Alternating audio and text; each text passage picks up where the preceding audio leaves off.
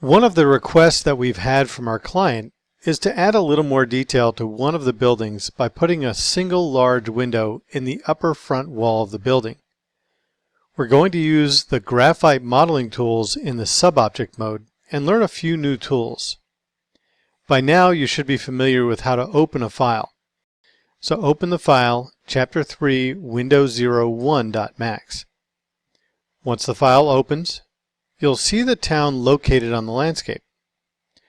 We want to isolate building 03. Click Select by Name in the main toolbar. In the Select From Scene dialog, choose the Building 3 object, and then click OK to select it. In the Perspective viewport, press Alt-Q to isolate the building. Then, in the lower right of the interface, click Zoom Extents All to zoom all the viewports to the building.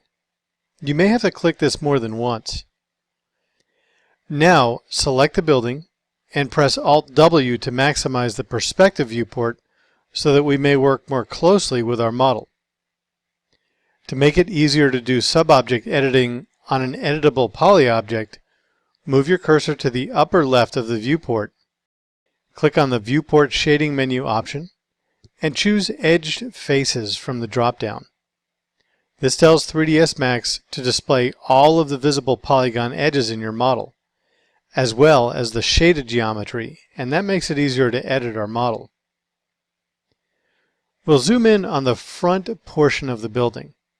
We're going to place the window in the middle of the wall on the upper portion of the front of the building. The size of the window at this point is not an issue. We just want to build in a little bit of extra detail. Initially, we're going to work in the sub-object edges level. Click the Modify panel.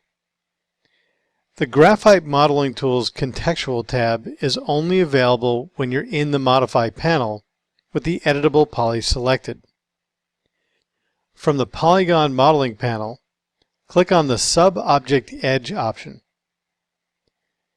In the viewport, on the front wall of the building, click on the top horizontal edge, then press Ctrl and click on the bottom horizontal edge.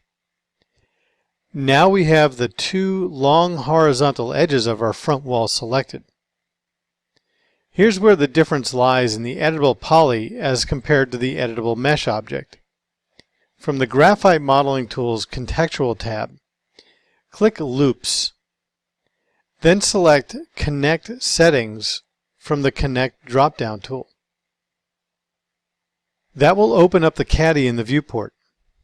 You can move the caddy around to get it out of the way if you want to. Right now, it's using one new segment to connect the center of the two selected edges from the middle of the top edge to the middle of the bottom edge. In the caddy, we can increase the number of segments by clicking and dragging the arrow.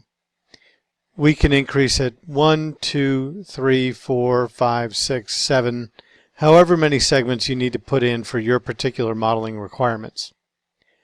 You'll see that it spaces the new segments equally, connecting the currently selected edges. We only want 2, so either scroll the spinner until the value reaches 2, or you can type 2 in the spinner box. With this type of editing, we get to see what the results will be before we commit to them. The way we commit our edits is to click on the green plus in the caddy, which is the Apply and Continue command that allows us to continue adding edges.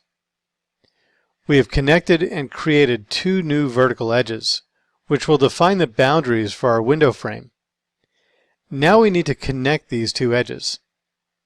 Since we decided to apply and continue with the Connect tool, you should see 2 horizontal edges now connecting between our vertical edges.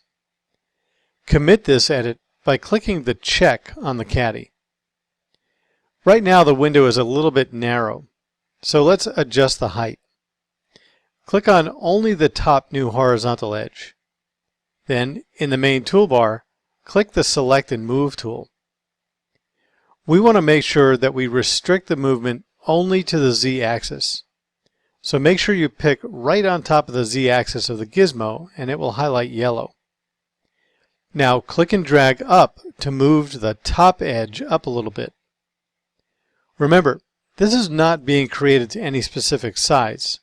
We just want to create a slightly larger window opening. Once you've completed that, exit the subobject mode by clicking on the Edge subobject in the Graphite Modeling Tools. Let's increment this to a new file name so that we have this current scene that we can come back to if we make a mistake and need to restart from this model. Click the Application button, then click Save As. Then click the plus to increment to Chapter 3 Windows 02.max. If a file already exists, go ahead and overwrite it. We've worked at the edge level to create new edges. We've created new geometry and moved it to exactly where we want it.